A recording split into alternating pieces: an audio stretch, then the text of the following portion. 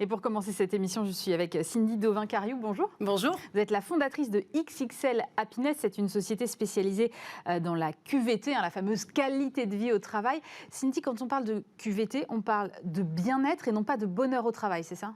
Totalement. Le bonheur est un sentiment qui est subjectif, alors que le bien-être, c'est un sentiment objectif. C'est-à-dire qu'aujourd'hui, on ne demande pas aux collaborateurs d'être heureux dans leur job. On leur demande d'être bien au travail, que des conditions de travail soient agréables et conformes.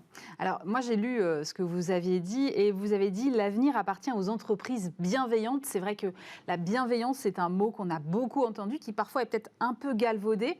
Qu'est-ce que vous voulez dire par là et comment ça s'applique aux entreprises ? C'est quoi une entreprise bienveillante ? Une entreprise bienveillante, c'est une entreprise qui a envie de prendre soin de ses collaborateurs, où l'humain est au cœur de leurs préoccupations, et du coup va mettre des actions en place au quotidien ou régulièrement pour faire en sorte d'être plus performants ensemble. D'accord. Et quand on a mis en place cette dynamique de bienveillance, est-ce que ça a des effets réels sur la performance de l'entreprise ? Clairement, il y a des chiffres qui le montrent. Alors, ce n'est pas XXL qui les a inventés, mais aujourd'hui, on parle de plus 10 à 15% de performance quand il y a une démarche qualité de vie au travail qui est menée dans l'entreprise. Ça veut dire quoi ? Ça veut dire que ça fait, par exemple, baisser l'absentéisme, ce genre de choses ? Exactement. Il y a une étude qui montre qu'en fait, un collaborateur qui est épanoui est 6 fois moins absent, 30% plus productif, 55% plus créatif et 9 fois plus loyal. Plus loyal, exactement. Alors ça veut dire quoi, loyal ? Loyal, c'est-à-dire que si la personne se sent un peu malade, elle ne va pas passer 3 jours en arrêt maladie, elle fera soit du télétravail ou en tout cas elle fera le maximum parce qu'elle sent qu'elle a une place qui est importante dans la société.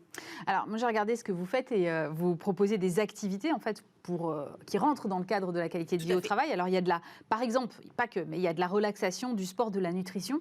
Pour moi, ce sont des champs qui potentiellement relèvent de ma vie personnelle et non pas de la responsabilité de mon employeur. Donc, où est-ce qu'on met la frontière ? Alors, ce n'est pas une histoire de responsabilité, c'est une histoire qu'aujourd'hui, vous savez tous que quand on est papa ou maman, on a des difficultés parfois à trouver du temps pour soi.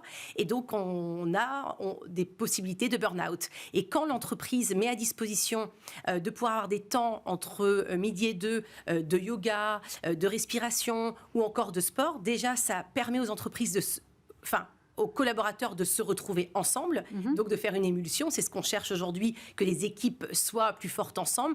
Et ça permet justement de pouvoir faire une pause et du coup de repartir au travail en étant plus concentré, plus performant, parce qu'on a fait cette mini-pause dans la journée. Donc le but premier de la qualité de vie au travail, c'est d'éviter les risques psychosociaux ? C'est d'éviter clairement les risques psychosociaux et notamment celui que vous connaissez, le burn-out. Mais les nouveaux mots sont aussi le bore-out, c'est-à-dire l'ennui au travail.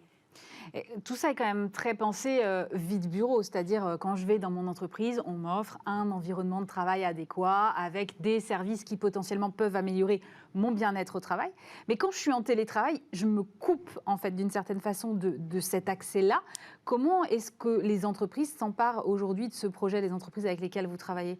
C'est une vraie problématique pour le coup. Ah oui, c'est une vraie problématique et on a du coup dû revoir notre stratégie. Et en fait, tous les cours qu'il y avait de sport, de yoga, tout se fait donc en visio. Ça permet aux collaborateurs qui sont chez eux isolés de pouvoir comme avoir accès à ces services-là et leur permettre de faire une pause dans la journée et de retrouver virtuellement leurs collègues. Donc vous avez repensé votre offre en fait ? On a dû la repenser bien évidemment. Pendant le Covid, pendant 1 an et demi, personne n'était dans les entreprises, tout le monde était isolé. Donc on a bien sûr repensé l'offre et fait en sorte de pouvoir accompagner au mieux les collaborateurs par rapport à leur isolement. Et pour revenir à cette problématique de performance, j'ai vu que vous faisiez aussi du coaching de performance. C'est quoi le coaching de performance ? En fait, le coaching à performance, c'est le fait d'auditer. C'est-à-dire qu'aujourd'hui, la QVT, c'est plus ce que c'était, c'est plus les baby-foot. Enfin, ça n'a jamais été les baby-foot. Tout le monde a cru que c'était les baby-foot. C'est ça, on a longtemps cru que c'était les baby-foot. C'est pas les fauteuils de couleur, etc. Donc, en fait, le coaching à performance, c'est qu'on a lancé une application qui s'appelle Josiane, qui permet de prendre la température auprès des collaborateurs et donc de savoir comment ça se passe dans l'entreprise.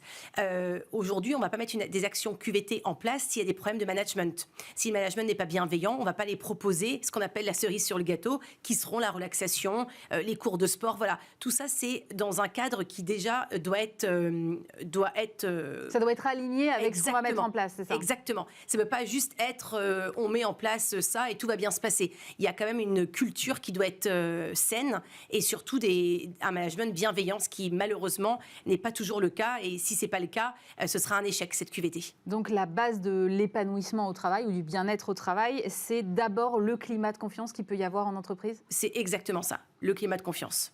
Merci beaucoup Cindy Dauvin-Cariou. On reste avec vous puisque dans un instant, nous allons être rejoints par 2 autres chefs d'entreprise pour poursuivre cette discussion.